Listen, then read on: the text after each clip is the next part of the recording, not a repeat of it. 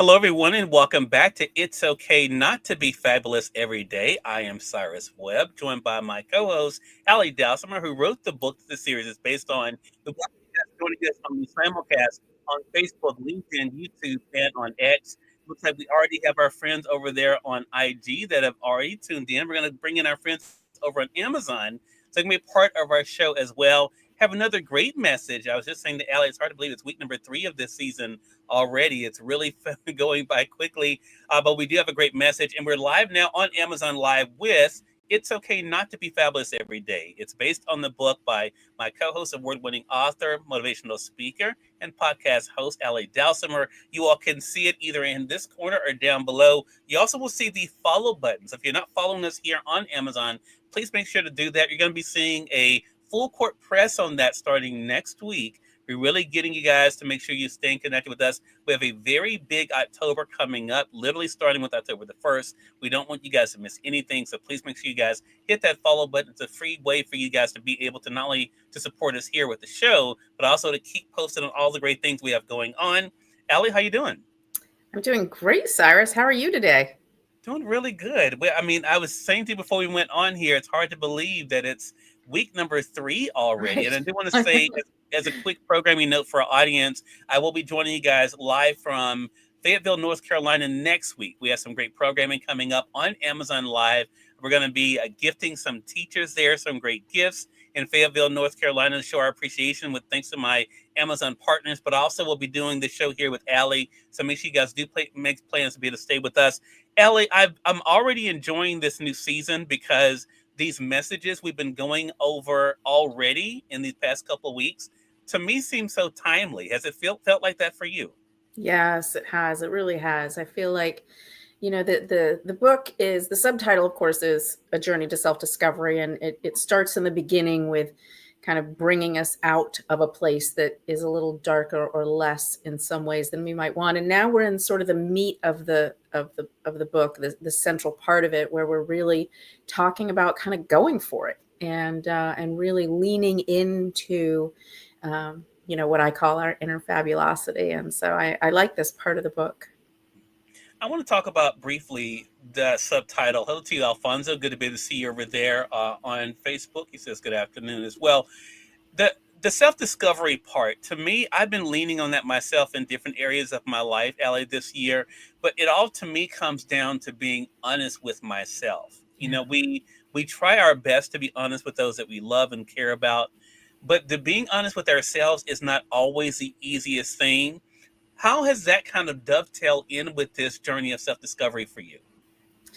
Yeah, that's an interesting question. I think being honest with yourself is that's an interesting take. For me, it was more about listening to myself, hearing myself, really being open to myself, and embracing and acknowledging that. Um, so it wasn't so much, at least for me, it wasn't so much that I knew what I wanted or knew who I was, and I was just lying to myself about it. It Mhm. really was very much that I had to discover who I was. And we've talked before that you from the start knew that you wanted to be, a writer and an artist, and lean into that creative kind of sphere. Mhm. I'm not sure that's just as common as some might think. I think the vast majority of us are clueless. We're just like, what do I want to be when I grow up? We're 20, we're 30, we're 40, we're 50, we're 60. What do I want to be when I grow up? And we're Right. still trying to figure that out. And the first step to that is really listening to ourselves, and then perhaps being honest with ourselves about whether or not we want it enough to pursue. Yeah, yeah. I love that. I love the way you phrase that because it is a difference, right? In saying we want something and wanting enough to actually do something about it, which is where your book, It's Okay Not to Be Fabulous Every Day, I think really connects that because a lot of times we don't go after it because of the fear of what may not happen, what other people may say about it, and realizing that it may not be perfect every day, right? It's not going to be, glamorous every day. It's not going to be exciting. And quite honestly, we're not going to get it right. And I think it kind of ties into the permission slip I've talked about with your book before, Allie, that regardless of that, the very fact that we're going for it is still the important part of it. And that ties in really well with today's message. So I'm going to turn it over to you and we can get into the message. For those who are following us on the print edition, it's on page 49. So I'm going to turn it over to you, Allie. Absolutely.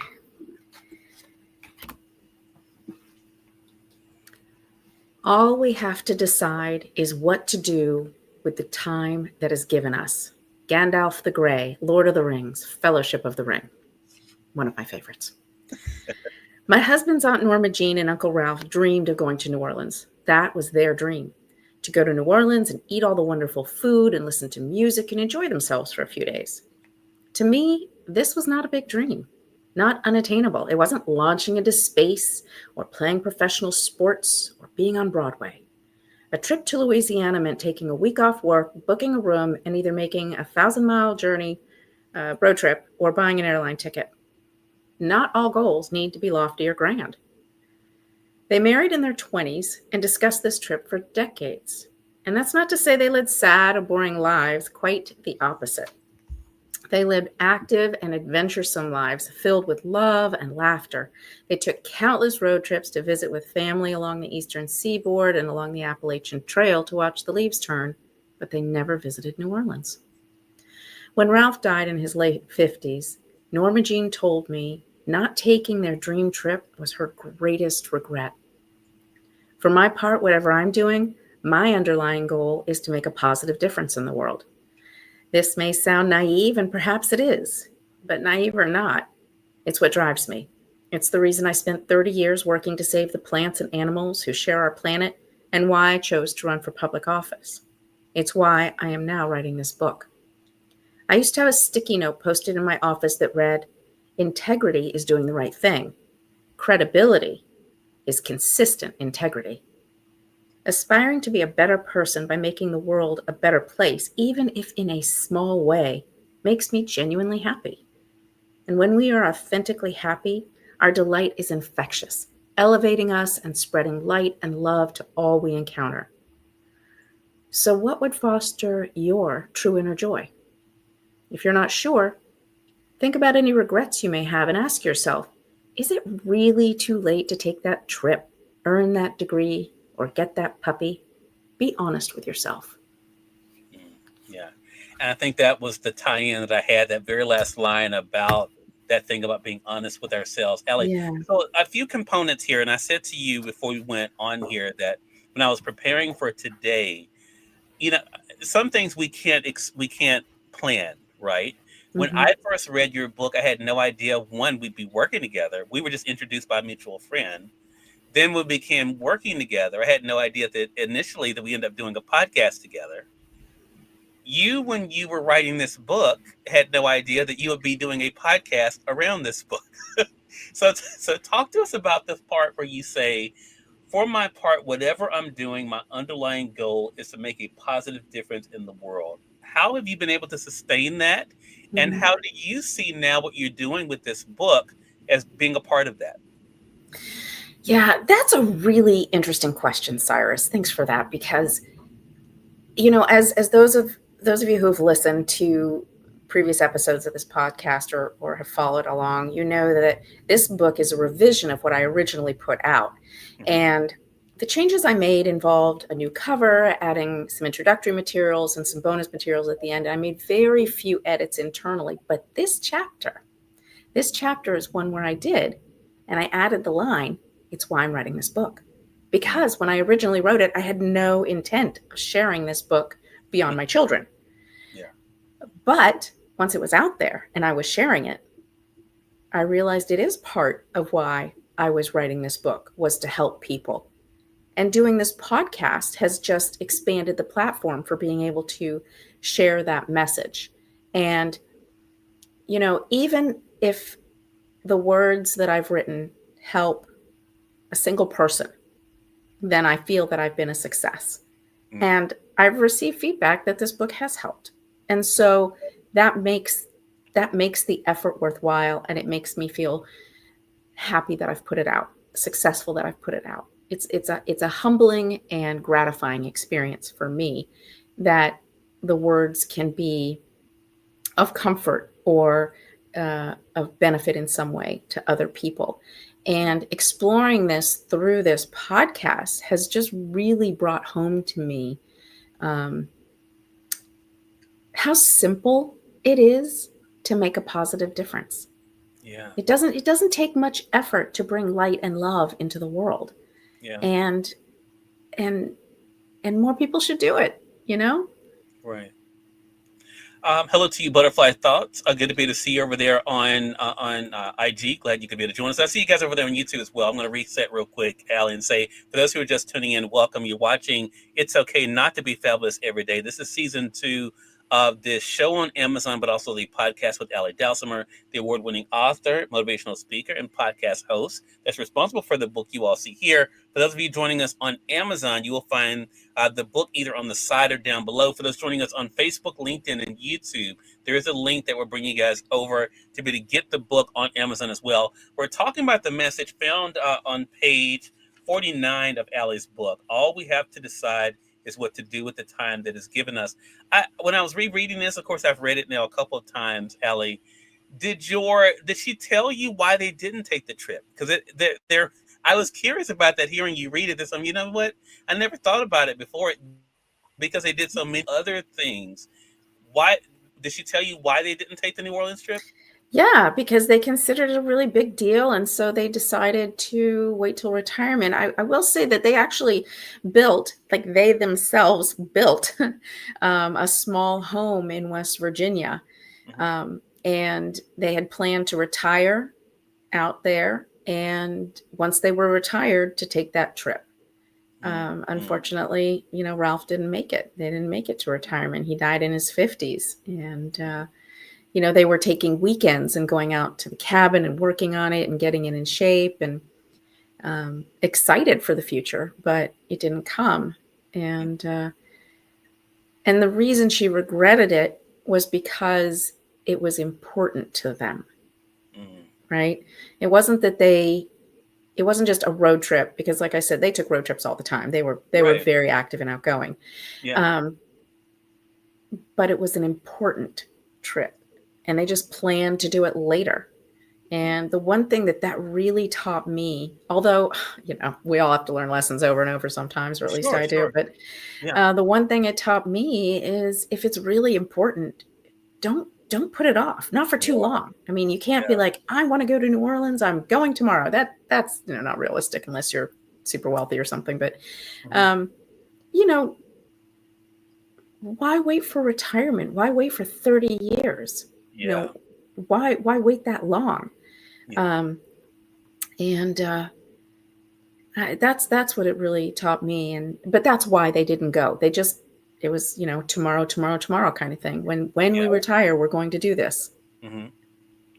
It's interesting. I've been talking about my grandmother a lot lately, Ellie, and there was an incident that happened. My grandmother died in 2014, and we almost lost her before she passed away in May. She had an episode that happened, and it was my mother and myself with her at the hospital, and they were saying it didn't look good.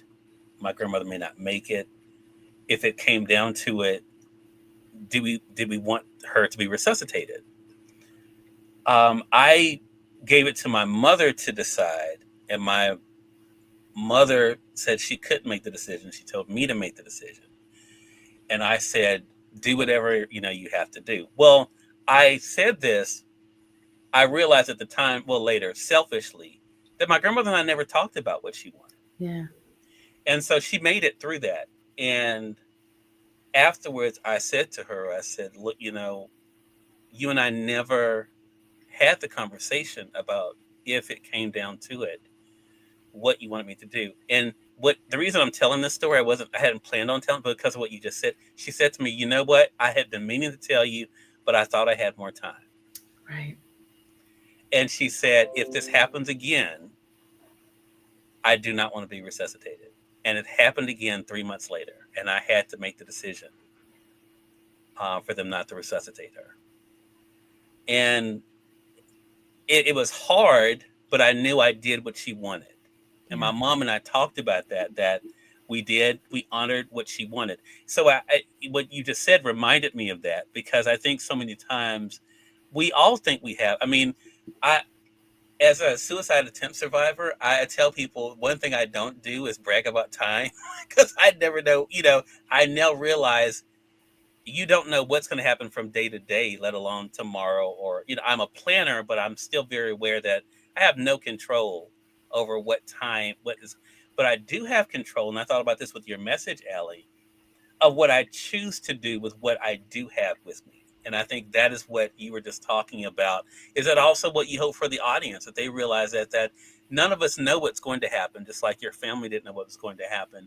But at least we can make the most of what we have in front of us. 100%. Yeah. You never do know what's going to happen. I mean, my mom died a couple of years ago, and when we went to scatter her ashes, my daughter and I were involved in a near fatal car wreck. We Mm, were hit by a truck. Our car was hit by a truck. It took the whole front end off, glass and metal everywhere. Airbags exploded. I was pretty seriously injured. My daughter was fortunately less injured. And all I thought of was, oh my God, I have nearly killed my daughter. mm, Right. So, you never know. It's just an instant. And until you've experienced something like that, it's hard to really comprehend. It's hard to wrap your brain around it. So right. but I would hope, from this message, it's the old, don't let the candles melt in the garage, bring out the fancy dishes for an everyday meal. Yeah. Don't put off doing what you really want to do, or saying things you really want to say to Yeah. people. Don't put that off, because tomorrow is not guaranteed. It's Yeah. not. Hmm. And we're very lucky if we can wake up and have a tomorrow, but at some point, inevitably, there will not be a tomorrow. Yeah. It is something. Alfonso says, as individuals, we are examples and teachable moments in our action, behavior, and attitude in life. So put forth the best you possible at all times, because it could be the change maker in the lives of someone and or a multitude of people. That is so true. What an And excellent message. Yeah, yeah, so yeah. true. And I think it's a great reminder for us. It's these messages seem to go deeper every time, Allie, that we but like you said, we're kind of in the meatier part of the book anyway. But I'm curious, and you may not like this question, but I think it's a fair question. Okay. Do you think you give yourself credit for being as profound as this book shows that you are?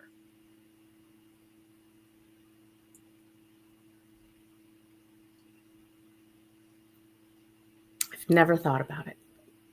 I've never considered that. It's interesting. I do know that I worked very hard to follow the Mark Twain principle of less is more. He's famous for saying, if I'd had more time, I would have written a shorter letter. I worked very hard to really down pare down the book, mostly because my kids weren't going to read, 300 pages. They just weren't going to read it. Um, but also because I can't read a 300-page self-help book. I'm terrible at that. I'm the worst. But I'm like an author who wrote a self-help book who doesn't read self-help books. It's odd. But I don't know. I think when you pare things down, each word carries more weight. Yeah. So, but I honestly, Cyrus, have never considered that. So, uh, but the underlying message is there that it's profound. So, thank you for that. Well, it is. And I think anyone who's even hearing you as you're reading this, I think says so much. You even say in the book, just to mention this again, aspiring to be a better person by making the world a better place, even if in a small way, makes me genuinely happy. When we are authentically happy, our delight is infectious, elevating us and spreading light and love to all we encounter. And I think this book is proof that you have been able to do that and are doing that even after you wrote the words. So um, that's what made me think about the question. It's like that's a very profound thing. And I was just curious if you've given yourself credit for something you never intended to share. you know? now being shared and realizing, because I do believe, Allie, in knowing you, if you read that from someone else, you would think that was very profound. Well, thank you for that. I appreciate it, and I will work on giving myself credit. It's Well, always a struggle to give ourselves yeah. the kudos that we usually deserve. So I will try to embrace that. Thank you. Well, I think it's something all of us, I've talked about that this week myself. I think it's something all of us work on. So I do want our audience, though, to remember the last line that Allie wrote, those four words: be honest with yourself. I think that is so, so important in the way we look at our lives. And I think, too, quite honestly, Allie, for myself as a reader, I'm not saying this is what Allie intended, if something truly is important to us, our actions will show it. That's what I really take away from this whole message. And it's very easy to say someone or something is important, but what do our actions show? And it doesn't have to be a big thing, as Allie talks about in this particular chapter. It doesn't have to be a big thing. But what are we showing either for ourselves or others? That's my big takeaway. Allie, what do you hope people take away from this week?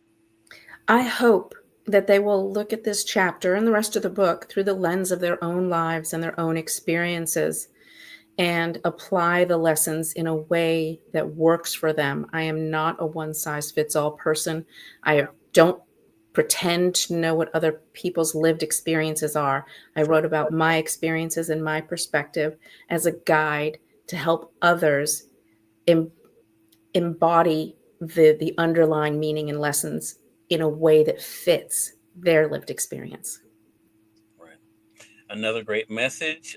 Definitely, again, It's Okay Not to Be Fabulous Every Day is the book by Ali Dalsimer. And you all can get it here on Amazon. For those joining us on Amazon, either you'll see it here on the side or down below. For those of you joining us on Facebook, LinkedIn, YouTube, the link is with the broadcast. Make sure you guys get your own copy. For those on X, you'll see it in the comment section there as well.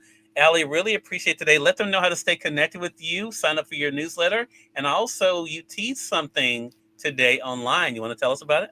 Sure, absolutely. Well, first, you can stay connected with me through Instagram, Ali Dalsimer, and definitely sign up for my newsletter. It's at alidalsimer.com/newsletter. It comes out every other week, and tomorrow's issue is going to provide tools and resources for how to deal with just the traumatic and really challenging issues that our society and our world are facing right now.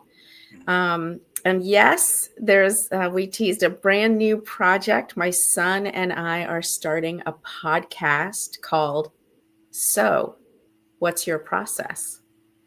And if you want to learn more about it, follow us on Instagram at So What's Your Process, and stay tuned because it's going to be exciting. We're going to launch next month. It's going to be great. And if you guys look at the promo, you will recognize a face that's on that promo. Yes, you will. So make sure you guys check it out. Make sure you guys are following Allie. Congratulations to Cal and you. Really appreciate the opportunity to be on your platform. Thank you so much for another great week and looking forward to next week. We'll be live from Fayetteville, North Carolina. Thank you so much. Bye, Welcome, welcome. everyone.